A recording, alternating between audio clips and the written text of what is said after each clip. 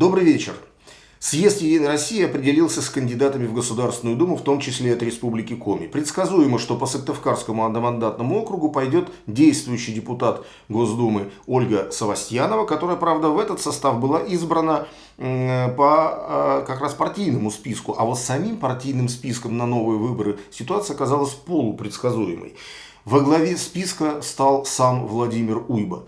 Понятно, что здесь будет действовать принцип паровоза для гарантированного прохождения номера второго воркутинского предпринимателя Руслана Магомедова. Но паровоз-то сначала должен привести свой состав в Думу.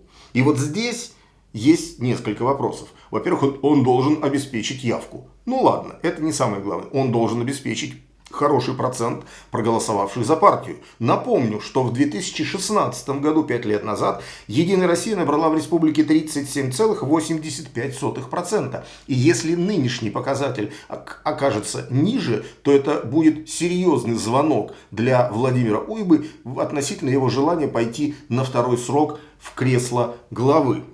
Электоральный вес Уйбы, то есть процент тех, процент от имеющих право голоса, кто за него проголосовал на выборы главы Республики Коми в 2020 году, составил всего 22%. Это говорит о многом. Какие у него отрицательные факторы?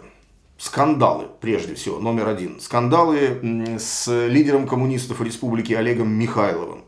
Скандал с высокомерным заявлением «Я для вас, Путин» в селе Мутный материк Усинского района. Это потребовало даже комментариев самого Владимира Пескова, но все-таки, как выяснилось, ресурс Владимира Викторовича в администрации президента оказался сильней. Второе. Не слишком впечатляющие результаты борьбы с коронавирусом, чему пример оказался сам глава, который оказался в больнице на прошлой неделе именно с этим диагнозом. Дай бог ему здоровья и скорейшего выздоровления.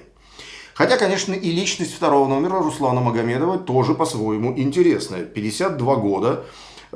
Он родом из Дагестана, причем представитель второго по численности из народов этой республики Даргинцев, владелец магазинов и складов в Заполярном городе. Декларация за 2020 год, помимо автомобиля Porsche Cayenne и многочисленных земельных участков, магазинов и складов, фиксирует почти 350 миллионов рублей годового дохода. И, кстати, для партии это очень хорошо.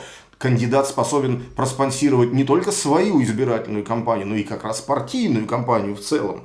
Вообще в Госдуму, как правило, все эти годы ее существования, новейшего, конечно, существования, избирались либо коми-кандидат, либо русский кандидат. Единственное исключение составил в 2007 году еврей Ростислав Гольштейн, кстати, сделавший неплохую политическую карьеру и ныне являющийся губернатором еврейской автономной области.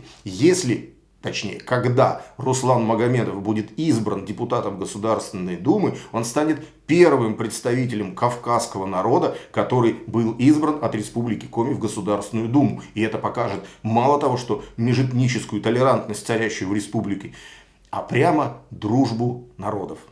Всего вам доброго.